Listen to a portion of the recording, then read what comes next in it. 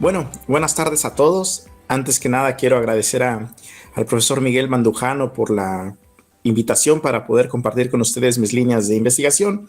Con Miguel venimos colaborando desde un coloquio que él organizó, un congreso en Barcelona, creo que por allá del 2019, si no mal recuerdo, donde, bueno, uno de los ponentes eh, que estuvo ahí, ese fue el nombre, no, este colombiano profesor, bueno, se trabajó la cuestión decolonial, el giro decolonial, Guardiola, ¿no? El profesor Guardiola. Y bueno, con Miguel hemos colaborado y bueno, muchísimas gracias por la invitación para este seminario que se titula Migraciones y Teorías Críticas. Bueno, eh, antes de comenzar, me gustaría decir que cuando el profesor Miguel Mandujano me vio el proyecto, ¿no? Sobre esta cuestión de la razón humanitaria, de pensar las cuestiones necropolíticas, bueno, concretamente el caso de los migrantes en Europa, me pareció muy, muy interesante, es decir, repensar, digamos, esta cuestión de lo que hoy se llama crisis humanitaria, a la luz, bueno, seguramente ustedes en España conocen este texto, ¿no? De la bárbara Europa, ¿no? Es decir, a la luz de las nuevas investigaciones que se están haciendo en torno a lo decolonial o en torno a una antropología política contemporánea. Bueno, lo que yo les propongo hoy es evidentemente partir de, digamos, de la noción que seguramente ustedes han escuchado de necropolítica, propuesta por el historiador y politólogo o politista camerunés llamado Achille Mbembe, ¿no? Bueno, lo que yo voy a tratar de hacer en esta exposición es mostrar un poco bueno, ¿por qué? De alguna otra manera, evidentemente es pertinente la noción de necropolítica, pero desde mi, dirían las feministas, desde mi experiencia o desde mi standpoint, ¿no? Desde mi punto situado o desde mi experiencia, creo que la noción de necropolítica todavía es endeble para una crítica radical. Y yo pienso, es decir, una crítica radical de la formación social hegemónica, la modernidad capitalista. Y en ese sentido,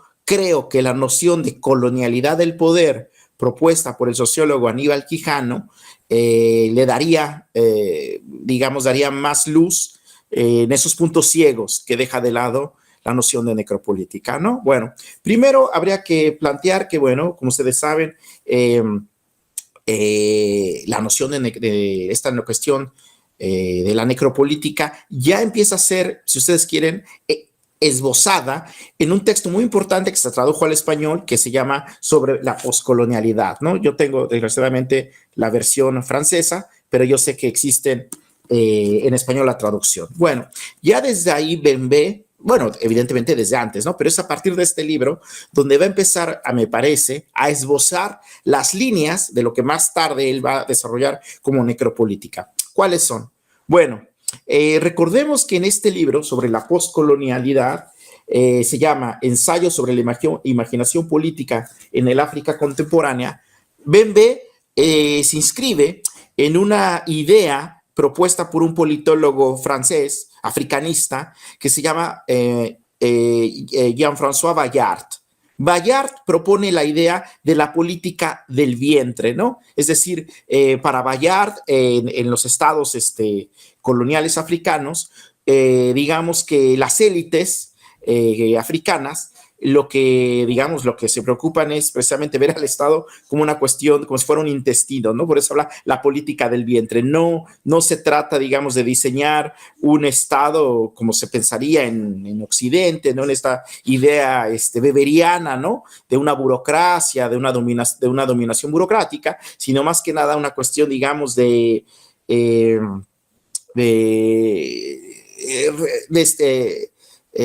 comérselo, hacerse de los recursos, ¿no?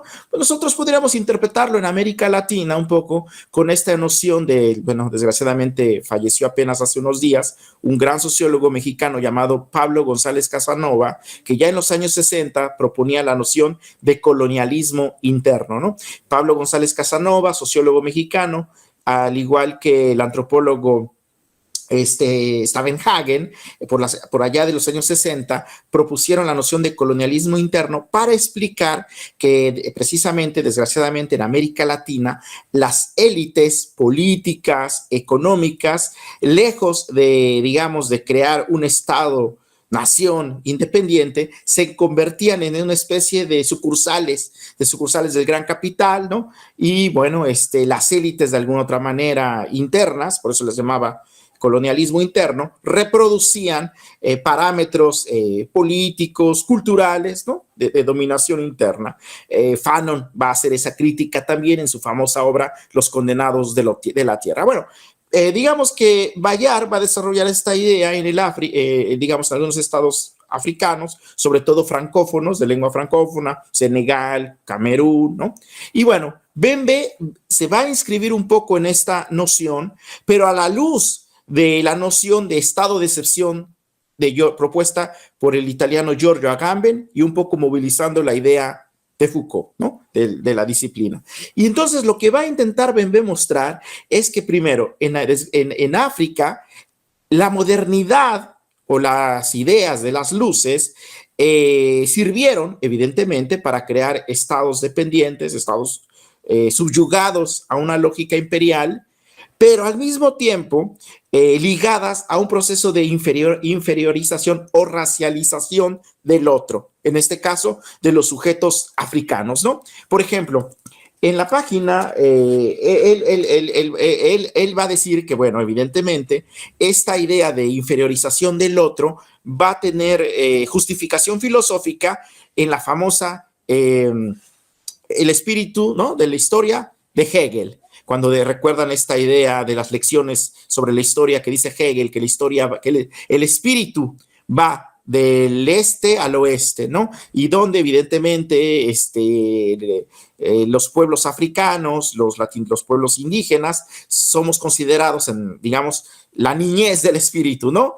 Los asiáticos o los pueblos asiáticos serán considerados como la adolescencia, y digamos que la cultura europea será el espíritu maduro, ¿no? A partir de esas lecciones importantes, ¿no?, que van a marcar, estas lecciones de Hegel van a marcar, digamos, si ustedes quieren, el eurocentrismo filosófico, el proceso civilizatorio, la misión de Occidente, Bembe la va a leer a la luz de lo que sucede en África para decir que evidentemente el sujeto africano, el sujeto el colonizado va a tener que ser reducido a bestia, ¿no?, a cosa, a animal. Es de esta idea, ¿no?, de misión de civilización europea. Y por ejemplo, miren cómo define Bembe. Les voy a leer una cita. Dice, en este caso el indígena es percibido como un animal. Cierto, el colonizado tiene una vida biológica. Esta idea de vida biológica está un poco ligado. Recuerden que Agamben va a hacer la diferencia entre bio y zoe, ¿no? Bueno, aquí se ve un poco esa distinción que va a hacer Agamben en el estado de excepción. Pero vamos a esta idea. El colonizado tiene una vida biológica, tiene deseos y, por ejemplo, tiene hambre y sed. Dice, pero desde el punto de vista de la epistemología colonial, sin embargo, nosotros no podemos realmente identificarnos a través del sentimiento y su naturaleza de la misma manera de otra manera que no sería identificándonos con la de un perro. No hay libertad, ni historia, ni individualidad propiamente dicha. Es decir, esa ontología europea colonial nos va a reducir básicamente a los pueblos extraeuropeos como pueblos sin historia, que además también es una definición hegeliana, esta idea de los pueblos sin historia. Bueno, digamos que a partir de este libro sobre la poscolonialidad, bueno, Bembe va a ser un autor politólogo muy importante, ¿no? Sobre todo en el espacio francófono, anglófono. Creo que en español se llega a traducir un poquito más tarde, por ahí del 2012, creo, ¿no? Pero aquí en el espacio anglófono y francófono, o de lengua francesa, evidentemente, va a tener mucha fuerza a raíz de los, ¿cómo se llama esto? De los motines del 2004-2005. Recuerden que en 2005, en las periferias, sobre todo de París, en Marsella, en Lyon, muchos adolescentes que llaman aquí hijos de la migración, ya de la segunda, tercera generación, que son franceses, ¿no? O sea, son jóvenes que ya nacieron en suelo francés, ¿no? Pero que son, al ser hijos de la migración, evidentemente viven lo que ellos llaman la discriminación racial, ¿no? Y bueno, evidentemente, bueno, en Francia, donde la cuestión de la raza sobre todo en el contexto francés, es muy sensible, ¿no?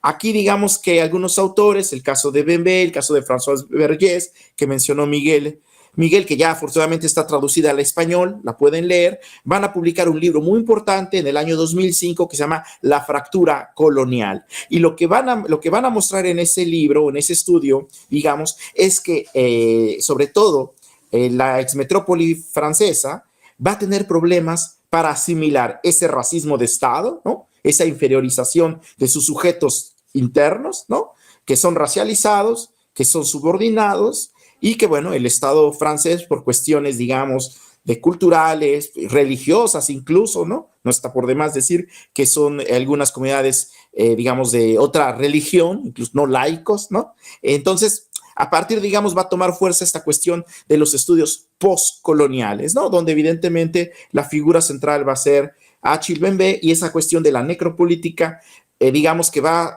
a ser central actualmente para entender la cuestión, por ejemplo, de un adentro y de un afuera, esta cuestión de las fronteras, ¿no?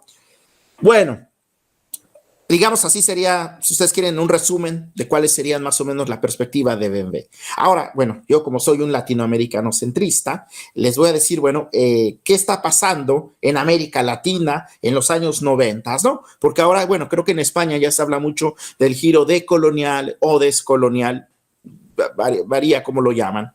Bueno, resulta, voy a hacer evidentemente un resumen muy caricatural, porque no da tiempo, esto llevaría un seminario completo, pero miren, en los años 90 más o menos, se juntan en Estados Unidos y en Venezuela, en el marco de que sería de un congreso de la Claxo, se van a juntar algunos sociólogos, filósofos, por ejemplo, personas como Enrique Dussel, un filósofo muy importante que, bueno, Miguel también conoce,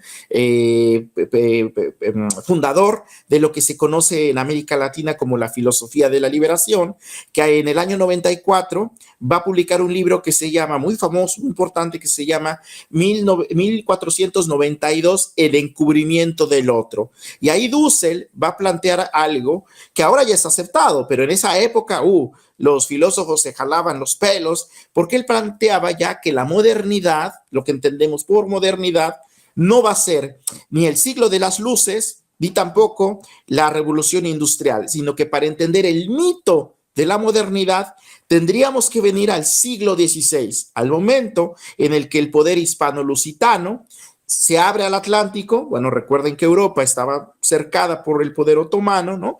Y descubren América, ¿no? Y hay una especie, descubren entre comillas, ¿no? Y hay una especie de una implosión de una nueva ontología. El poder hispano-lusitano va a crear, digamos, una nueva ontología donde el ser, digamos, el sujeto, el humano, pues va a ser el hombre cristiano, católico, ¿no? Y el no sujeto, el no humano, pues va a ser el indígena, ¿no? El indígena, y bueno, también empieza lo que es la esclavitud, los esclavos negros. No es un azar que, bueno, hay un debate, el famoso debate de Valladolid entre Gines de Sepúlveda y Bartolomé de las Casas para definir si el indígena tiene alma o no tiene alma, ¿no? Recuerden ese debate de 1570 a 1571. Bueno, Dussel, digamos que va a aportar esa perspectiva de entender la modernidad no como un fenómeno intraeuropeo, sino como un fenómeno que se articula, digamos, a una experiencia extraeuropea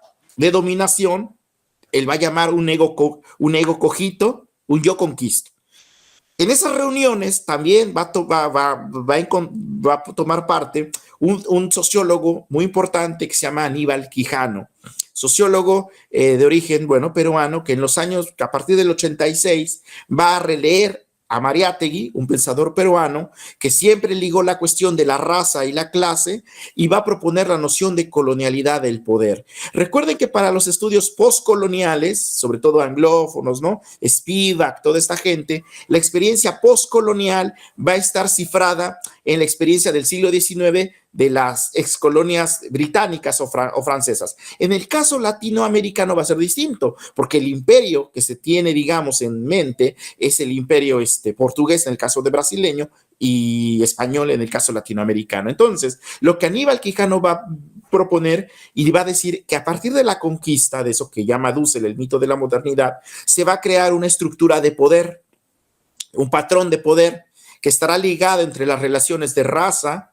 clase y género, donde evidentemente la estructura, es decir, el capitalismo, el capital como estructura económica, que es lo que sentimos que Abembe olvida. Hay mucho debate posmoderno con Bebé, pero digamos, la materialidad, la cuestión de la lógica, de la dinámica del capital, la transferencia, por ejemplo, del valor de las sociedades dependientes, lo que la teoría de la dependencia estudió, hacia, digamos, esa transferencia de valor a las metrópolis, desgraciadamente en el caso de Bembe, bueno, se pierde, ¿no? Entonces, para Quijano hay un patrón de poder que se establece en el siglo XVI que incluso en las independencias del siglo XIX, desgraciadamente, no se va a romper, ¿no? Se obtendrá una cierta independencia política, pero la dependencia económica seguirá ahí ligada, ¿no? El mismo Mariátegui y todos me cuestionan que incluso las repúblicas no van a traer mejores condiciones para el indígena. Serán sobre todo las sociedades mestizas, criollos o grupos criollos que se harán del poder. Hay otro pensador que está también en digamos, en este grupo, que seguro ustedes conocen mucho en España, que se llama Walter Miñolo, que también va a plantear esta cuestión del pensamiento fronterizo, ¿no? Del lado oscuro, él va a llamar del Renacimiento, y bueno, digamos que así va a surgir este movimiento que hoy se le conoce como Grupo Modernidad, Colonialidad, Decolonialidad, y habrán otros que se irán sumando conforme van estas tesis ganando fuerza, ¿no? Estoy pensando, bueno, mencioné a Oscar Guardiola, pero también estará el profesor Castro Gómez en Colombia, Santiago Castro Gómez, Ramón Grossfogel, y bueno, una autora muy importante, María Lugones, filósofa, que va a plantear la cuestión de la colonialidad del género, porque bueno, ella va a criticar que Quijano, desgraciadamente, va a naturalizar el discurso heteronormativo, ¿no? Y digamos, la lectura que tiene Quijano del género es superficial. Entonces, María Lugones va a plantear una colonialidad del género también partiendo de la experiencia, digamos, de la conquista. Bueno, otras de las autoras que se van sumando es, evidentemente, mencionó Miguel, Rita Segato, hablaremos ahorita de ella, y hay una autora que también les recomiendo, que se llama Breni Mendoza, porque ella es, a diferencia de los demás, ella es politóloga, ¿no? Porque, bueno, yo les comenté, es un movimiento heterogéneo, y miren lo que dice en este libro. Les voy a leer esta cita, que me parece importante, de Breni Mendoza. Dice... Nuestro punto de partida en una discusión sobre democracia lo constituyen los debates entre Bartolomé de las Casas y Gines de Sepúlveda. Estos se referían a los derechos de las gentes. Las declaraciones de los derechos del hombre y el ciudadano, que es importante, ¿no? Por esa cuestión de la razón humanitaria europea. Los derechos del hombre y del ciudadano, tantas veces adscritas a los fundamentos de la democracia moderna occidental, son sencillamente reformulaciones de antiguos debates del siglo XVIII. Los debates del siglo XVI nacieron a raíz del dilema moral que el Vaticano y los eclesiásticos españoles se enfrentaron en las primeras fases de la conquista y la colonización.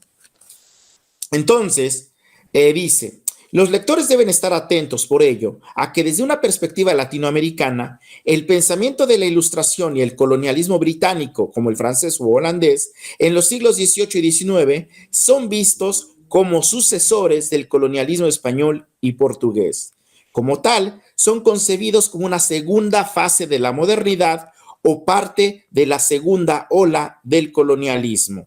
Bueno, entonces... Para digamos, este grupo, tendríamos que regresar en el siglo XVI, ¿no? Digamos, descentralizar, hacer un desplazamiento geoepistémico, ¿no? Así como hicieron los postcoloniales, Chakrabarty, Spivak, digamos, en la experiencia del siglo XIX de las excolonias británicas.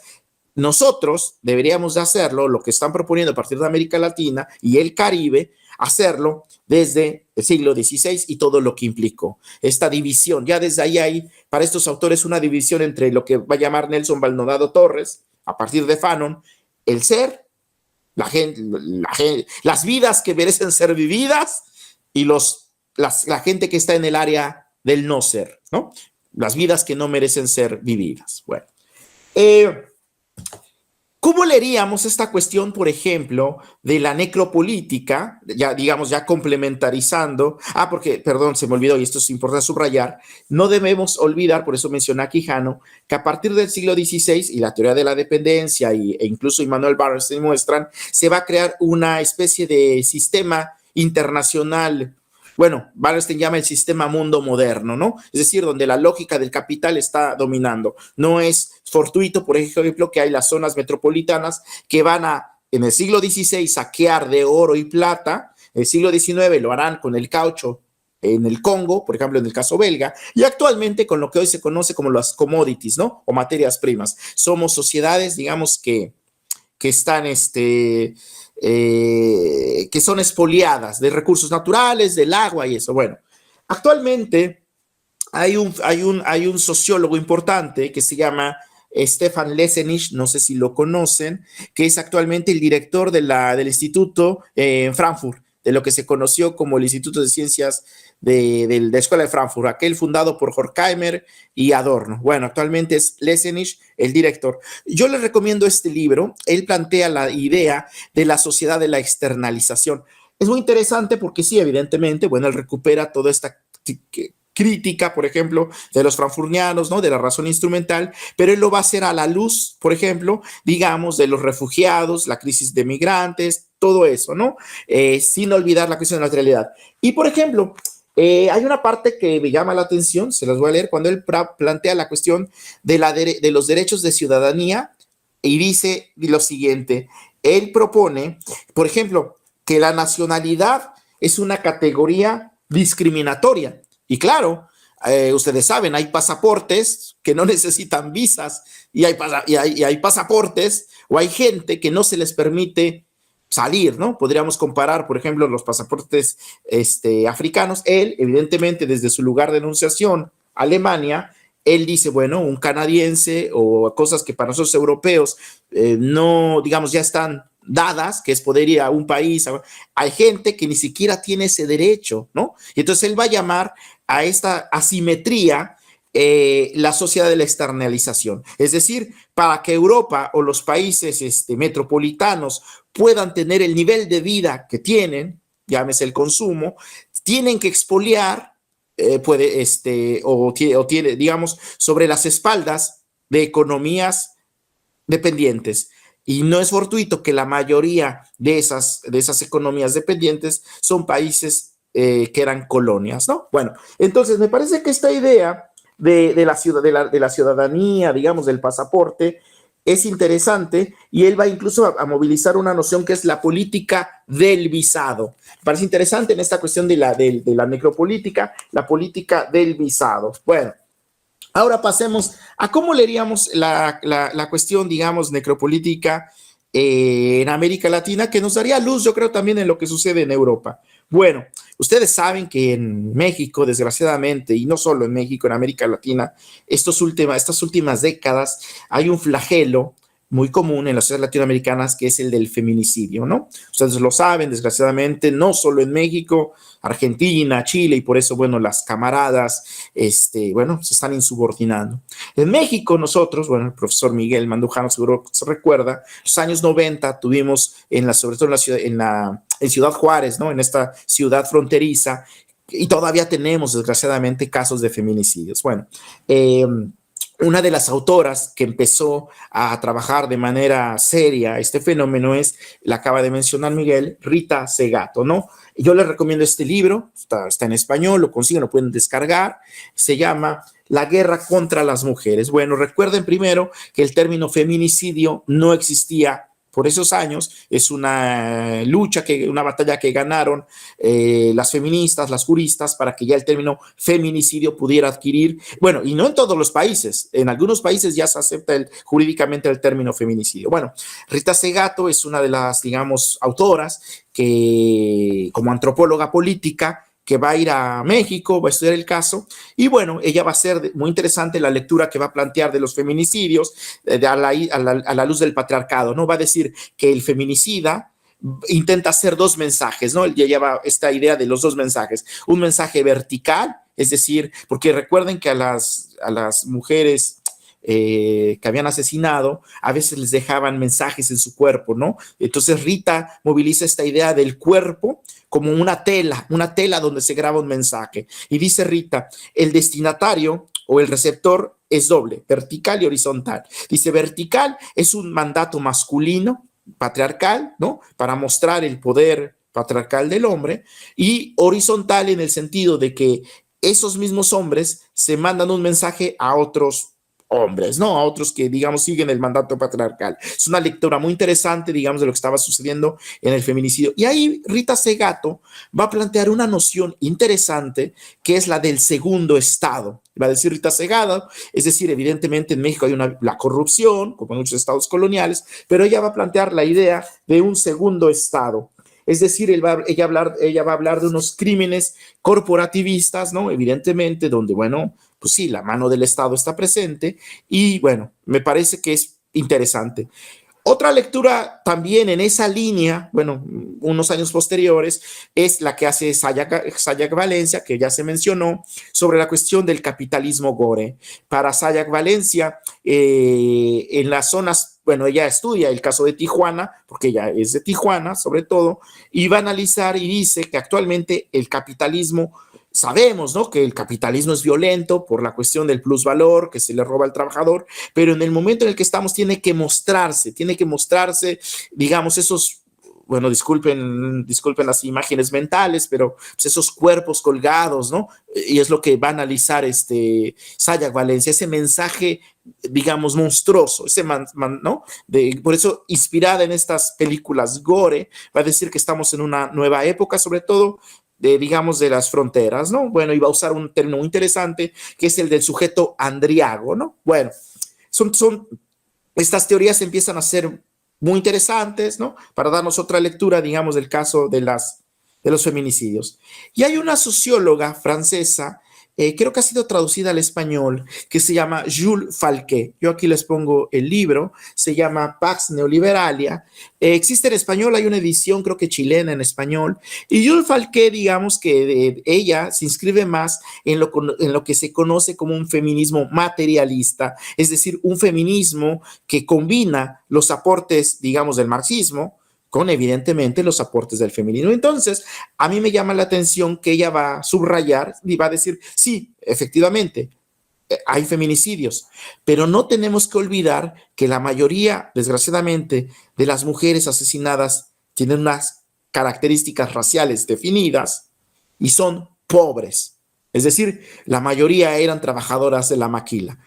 Y a mí me parece interesante esta relación, este entronque entre la raza, el género y la clase, que a veces en muchas perspectivas se pierde. Por lo general, en lo postcolonial, en algunos autores o autoras, se subraya más la cuestión racial o de género, pero se pierde si quieren, suelo material, ¿no? Donde la cuestión de la clase está presente. No digo que evidentemente, no, o sea, Jules Falquet no dice que evidentemente no hay desgraciadamente mujeres de la clase media o de la burguesía asesinadas, pero la mayoría en digamos, tipo de economías fronterizas de maquila son mujeres de la clase trabajadora. Y la tesis que lanza Jules Falquet, que me parece interesante, es que, bueno, este tipo de, digamos, de de feminicidios están articulados a la lógica del capital para bajar, si ustedes quieren, el costo de la mano de obra. Y a mí me parece que es interesante verlo a la luz de eso que está sucediendo. Por un lado, dice Jules Falquet, por un lado, digamos que las personas, la mayoría de ellos familiares precarizados, pierden energía buscando a sus familiares, ¿no? Y esa fuerza, esa energía que se les va buscando a sus familiares, la pudieron haber canalizado, por ejemplo, en sindicatos, ¿no? Para luchar por mejores horas de trabajo, para luchar por mejores salarios, pero no lo pueden hacer. No lo pueden hacer porque, digamos, tienen que encontrar a sus familiares, ¿no? Entonces ahí vemos cómo hay una intricación entre la necropolítica, los feminicidios y la lógica del capital. Entonces, yo pienso que esta idea de la necropolítica que propone Bembe no podemos entenderla si no lo hacemos a la luz, digamos, de los aportes que hay en América Latina, no solo desde la perspectiva modernidad, colonialidad, sino incluso yo hablaría del marxismo. Una de las nociones importantes en Bembe es esta cuestión del zombie, ¿no? Él habla, recuerden que para Bembe en sus últimos libros, Barbarismo, creo que se tradujo en español, habla de esta cuestión del terror y de la idea del zombie, ¿no? Y curiosamente, y desgraciadamente yo no vi que Bembe citara, esta noción de zombificación fue propuesta por un marxista haitiano que se llama René Depestre. René Depestre, que él es más conocido por ser poeta, él trabajó mucho tiempo, ganó un premio El Casa de las Américas, él es más conocido por su obra literaria que por su obra política. Y resulta que René Depestre, en un libro que se llama, que yo les recomiendo, lo pueden descargar, lo publicó Casa de las Américas, se llama Buenos días y adiós a la negritud, creo. Si no, yo les mando el PDF. El profesor Miguel les da mi correo, yo se los mando. Y en ese libro, en los años 80, René Depestre va a proponer la noción de zombificación. Claro, en el caso haitiano. Él va a movilizar todo este aparato, digamos, del marxismo haitiano para mostrar que en el caso haitiano, pero lo podemos ampliar en el caso de las sociedades coloniales, el ser humano, un poco esta idea, les digo, que desarrolla Bembe años más tarde, se le deshumaniza. Bueno, ya el capital nos deshumaniza desde el momento en el que nos hace obreros, ¿no? Nos hace productores de plusvalor. Pero dice algo interesante de Pestre. En el caso de las sociedades colonizadas, la cuestión de la raza también va a jugar un papel importante y los seres humanos colonizados vamos a ser una especie de combustible. Y, por ejemplo, yo les recomiendo este libro, que es, bueno, está en francés, es una tesis de doctorado de hace un par de años que publicó Jean-Jacques Cadet, donde él va a analizar, por ejemplo, todo el marxismo haitiano desde los años 60, figuras como Jacques Rouman, como René Dupestre, hasta los actuales, ¿no?